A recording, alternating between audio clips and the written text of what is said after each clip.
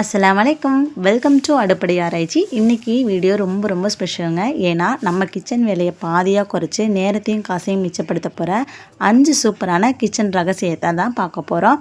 அது மட்டும் இல்லாமல் ரேஷனில் வாங்குகிற பாமாயில் வந்து ஸ்மெல் வராமல் சுத்தமாக மாற்றுறது எப்படின்னு பார்க்க போகிறோம். கசப்பே இல்லாமல் நகத்தை கூட பயன்படுத்தாமல் ஒரு 5 செகண்டில் பாவக்காய் விதையை எடுக்கிற ஒரு மேஜிக் ட்ரிக் இருக்குது. வீடியோவோட எண்டில் ஒரு செம சர்ப்ரைஸும் இருக்குது. ஸோ வீடியோ ஸ்கிப் பண்ணாமல் ஃபுல்லாக பாருங்கள். கண்டிப்பாக உங்களுக்கு யூஸ்ஃபுல்லாக இருக்கும். சரி வாங்க வீடியோக்குள்ள போகலாம். முதல்ல ஒரு குட்டி சந்தோஷத்தோடு ஆரம்பிக்கலாம். எங்கள் கல்யாண நாள் அன்றைக்கி நாங்கள் வெளியில் போயிருந்தோம். வெளியில் போன ஷார்ட்ஸ் வீடியோவை நீங்கள் ஆல்ரெடி பார்த்துருப்பீங்கன்னு நினைக்கிறேன். அப்படி போகும்போது என் கண்ணில் பட்டது தான் இந்த அழகான செராமிக் ஆயில் டிஸ்பென்சர் ஜாடி. பிளாஸ்டிக் பாட்டில்களை எண்ணெய் ஊற்றி வைக்கிறத விட இந்த மாதிரி செராமிக் இல்லைன்னா கண்ணாடி ஜாடியில் வைக்கிறது உடம்புக்கும் நல்லது, கிச்சன் பார்க்கவும் ரொம்ப அழகாக இருக்கும். இதோடு சேர்த்து இந்த 2 குட்டி கப்பும் வாங்கினேன். பார்க்கவே எவ்வளோ க்யூட்டாக இருக்குல்ல. புதுசாக எந்த பாத்திரம் வாங்கினாலும் அப்படியே யூஸ் பண்ணக்கூடாது. அதனால் இதை நல்லா வாஷ் பண்ணி ஈரம் இல்லாமல் வெயிலில் காய வச்சு எடுத்துக்கிட்டேன். இதில் என்ன ஊற்ற போகிறேன் அப்படிங்கிறது இன்னொரு வீடியோவில் காட்டுறேன். இந்த அழகான 2 குட்டி கப்பும் பாப்பாக்கோ தம்பிக்கோ வாங்கினது. ஆனால் எனக்கு ரொம்ப பிடிச்சிருந்துச்சு. உங்களுக்கு பிடிச்சிருக்கான்னு சொல்லிட்டு கமெண்ட் பண்ணுங்கள். ஸோ ஃபஸ்ட்டு இந்த ஜாடி வாங்கும் பொழுது எனக்கு என்ன தோணுச்சுன்னா, இந்த எப்படி நம்ம க்ளீன் பண்ணுவோம் அப்படின்னு தான் தோணுச்சு. ஏன்னா இதோட வாய்ப்பகுதி ரொம்ப சின்னது. அதனால் குட்டி ப்ரஷஸ் தான் உள்ளே போகும்னு நினைக்கிறேன். நான் இப்போ சும்மா சோப் லிக்விட் போட்டு நல்லா வாஷ் பண்ணிவிட்டு இந்த மாதிரி ட்ரை பண்ண வச்சுட்டு வெயிலில் வச்சு எடுத்து வச்சுட்டேன். பட் இன்னும் இதில் ஆயில் ஊற்றலை. ஏன்னா எனக்கு ஒரு டவுட்டாக இருந்துச்சு, நல்லெண்ணெய் ஊற்றலாமா கடலெண்ணெய் ஊற்றலாமான்னு. அதனால் அது அப்படியே ஓரமாக இருக்குது, இன்னும் யூஸ் பண்ணல. அடுத்ததான் நம்ம வீட்டு சமையல் வாசனையை தூக்கலாக்க ஒரு மசாலா பொடி அரைக்க போகிறோம். வீட்டில் பட்டை கிராம்பு பொடி தீந்துருச்சு.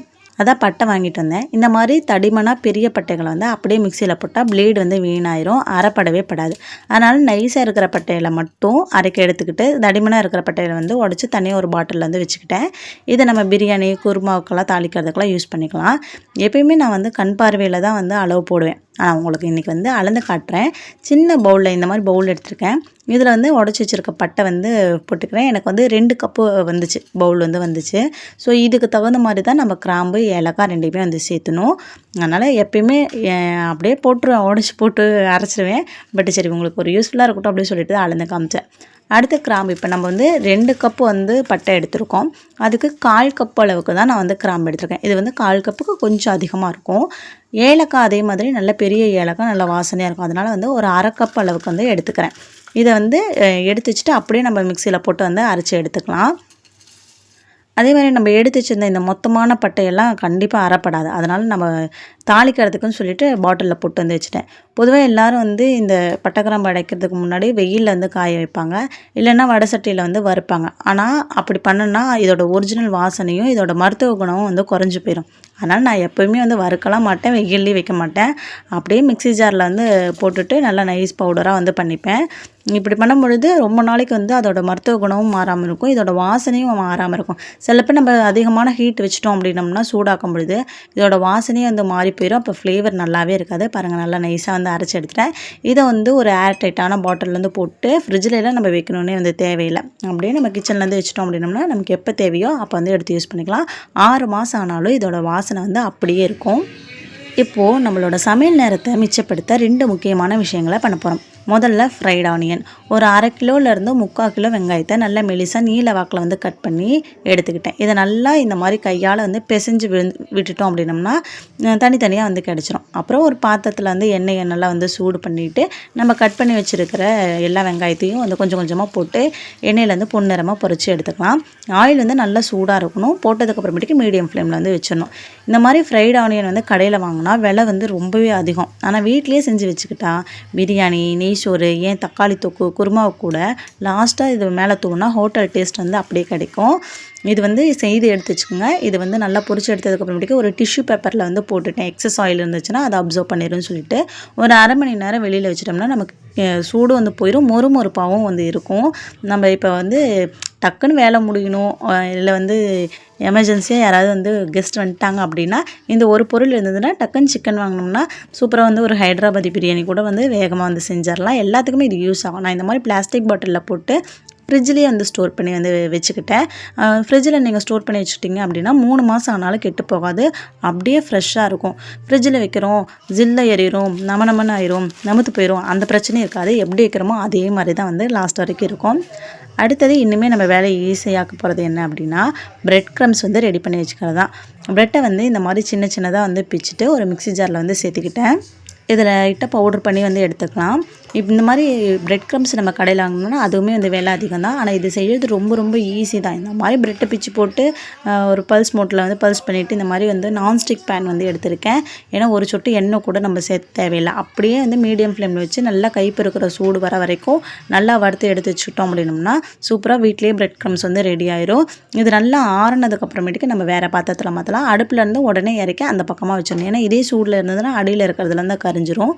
ஸோ நல்லா ஆறுனதுக்கப்புறமேட்டுக்கு நான் ஒரு பிளாஸ்டிக் டப்பாவில் வந்து இந்த மாதிரி ஸ்டோர் பண்ணி ஃப்ரிட்ஜில் வந்து வச்சுக்கிறேன். வெளியவும் வைக்கலாம், ஒன்றுமே வந்து ஆகாது, நமுத்து போகிற மாதிரிலாம் வந்து ஆகாது. ஃப்ரிட்ஜில் வச்சிங்கனாலுமே நீங்கள் எப்படி வைக்கிறீங்களோ அதே மாதிரியே இருக்கும். இது இந்த மாதிரி செஞ்சு வச்சுக்கிட்டோம் அப்படின்னா கட்லெட்டு, உருளைக்கிழங்கு போண்டா, பிரெட் அல்வா செய்யும்போதெல்லாம் டக்குன்னு எடுத்து யூஸ் பண்ணிக்கலாம். டைம் வந்து ரொம்பவே வந்து மிச்சமாகும். நம்ம வீட்டு சின்ன கிச்சனில் இடத்த அடைக்காமல் இருக்கணும்னா காசு கொடுத்து புதுசாக டப்பா வாங்கவே தேவையில்லைங்க. வீட்டில் காலியாகிற இந்த மாதிரி சாஸ் பாட்டிலு, கெச்சப் பாட்டில் வந்து சூப்பராக வந்து யூஸ் பண்ணிக்கலாம். இதோட ஸ்டிக்கரை வந்து கஷ்டப்பட்டு நகத்தால் சுரண்டவே வேண்டாம். முதல் நாள் நைட்டே இதை தண்ணியில் போட்டு ஊற வச்சுருங்க. அடுத்த நாள் காலையில் எடுத்து நம்ம பாத்திரம் தேய்க்கிற கம்பி நாரை வச்சு லைட்டாக தேய்ச்சாலே அந்த போதும். அந்த பிசுப்பு ஸ்டிக்கரு எல்லாமே கலந்து வந்துடும். பாருங்கள், புது கண்ணாடி பாட்டில் மாதிரி எவ்வளோ பளபளன்னு சூப்பராக வந்து ரெடி ஆயிடுச்சு. என்ன மாதிரி கண்ணாடி பாட்டில் பிரியர்கள் இருந்தாங்கன்னா கண்டிப்பாக இதை வந்து ட்ரை பண்ணி பார்த்துருப்பாங்க. கண்டிப்பாக வந்து இந்த மாதிரி தான் யூஸ் பண்ணுவாங்க. ஸோ நானும் வந்து அதை காயட்டும் அப்படின்னு சொல்லிட்டு ஓரமாக எடுத்து வச்சுட்டேன். அடுத்தது நான் ஆரம்பத்தில் சொன்ன மாதிரி அந்த சூப்பர் ட்ரிக். ரேஷனில் கொடுக்குற பாம் ஆயிலில் நிறைய பேர் வாசனைக்காகவும் கொலஸ்ட்ரால் பயத்துலேயும் பயன்படுத்த மாட்டாங்க. ஆனால் அதை எப்படி ஆரோக்கியமாக மாற்றுறதுன்னு பார்த்துக்கலாம். முதல்ல பாம் ஆயிலில் இந்த மாதிரி வந்து ஊற்றிட்டு அந்த கவரில் இருக்கும் இல்லையா எண்ணெய், அதை வந்து இந்த மாதிரி அடுப்பு பக்கத்தில் வச்சிட்டோம் அப்படின்னா அதோட ஹீட் பட்டு அதில் இருக்கிறதுல உருகி வந்து வந்துடும். அதுக்கப்புறம் நம்ம வந்து வடைச்சட்டியில் வந்து ஊற்றிக்கலாம்.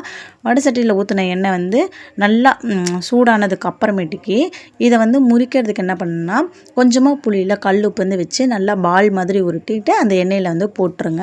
இதனால் வந்து அந்த கெட்டித்தன்மை வந்து போயிடும். இதை போட்டுட்டு அப்படியே அந்த விட்டுறணும். இப்போ எண்ணெயில் போடுறோம் பார்த்தீங்களா, இந்த புளி பால் வந்து அடியில் தான் வந்து இருக்கும். இது வந்து ரெடி ஆயிடுச்சான்னு பார்க்கறதுக்கு இந்த மாதிரி இது நல்லா கொதித்து மேலே வந்து வரும். வந்த உடனே அடுப்பை வந்து ஆஃப் பண்ணிடுங்க. ஆஃப் பண்ணிவிட்டு உடனே வந்து எடுக்கக்கூடாது. ஏன்னா அந்த சலசலப்பு நின்று அந்த புளி வந்து ஓரமாக வந்து ஒதுங்கும் இல்லையா. இந்த மாதிரி இருக்கும் பொழுது இப்போ இந்த புளியை வந்து தூக்கி போட்டுடலாம். இப்போ எண்ணெய் வந்து நல்லா ஆறுனதுக்கப்புறமேட்டுக்கு நம்ம வந்து ஊற்றி வச்சுக்கலாம். எண்ணெய் வந்து நல்லா சூடு ஆறட்டும். அதுக்குள்ளே வந்து நான் காலையிலேயே வந்து எண்ணெய் பாட்டில் வந்து எங்கள் அம்மா கழுவி வச்சுருந்தாங்களா. சரின்னு சொல்லிட்டு நாங்கள் எண்ணெய் எந்த பொருள் தீர்ந்தாலும் அது உடனே கழுவி வச்சிட்டோம் அப்படின்னா இந்த மாதிரி மறுபடியும் ஊற்றும் போது நல்லா ஃப்ரெஷ்ஷாக வந்து யூஸ் பண்ணுற மாதிரியே இருக்கும். பாட்டிலில் பிசுப்பாக இருக்காது. அதனால் வந்து இந்த மாதிரி ஊற்றிட்டு நம்ம எடுத்து வச்சிட்டோம் அப்படின்னோம்னா பாமாயில் எண்ணெய் வந்து யாராலையும் வந்து சொல்லவே முடியாது. நல்லா வந்து நல்லாயிருக்கும். நம்ம கில்ட்டி இல்லாமல் வந்து சாப்பிட்லாம். ஏன்னா அப்படியே அது யூஸ் பண்ணும் பொழுது நல்லா தார் மாதிரி பிசுன்னு இருக்கும். அதனால் வந்து எப்போ பாமாயில் எண்ணெய் வாங்கினீங்க ரேஷனில் அப்படின்னாலே இந்த மாதிரி வந்து பண்ணி எடுத்து வச்சுக்கோங்க. கடைசியாக வாரம் முழுமைக்கு தேவையான காய்கறிகளை எப்படி கெட்டு போகாமல் சமையல் நேரத்தை மிச்சப்படுத்துகிற மாதிரி ஸ்டோர் பண்ணுறேன்னு தான் பார்க்க போகிறோம். இன்றைக்கி நான் கடைக்கு போய் கொஞ்சம் காய்கறியெல்லாம் வந்து வாங்கிட்டு வந்திருந்தேன்.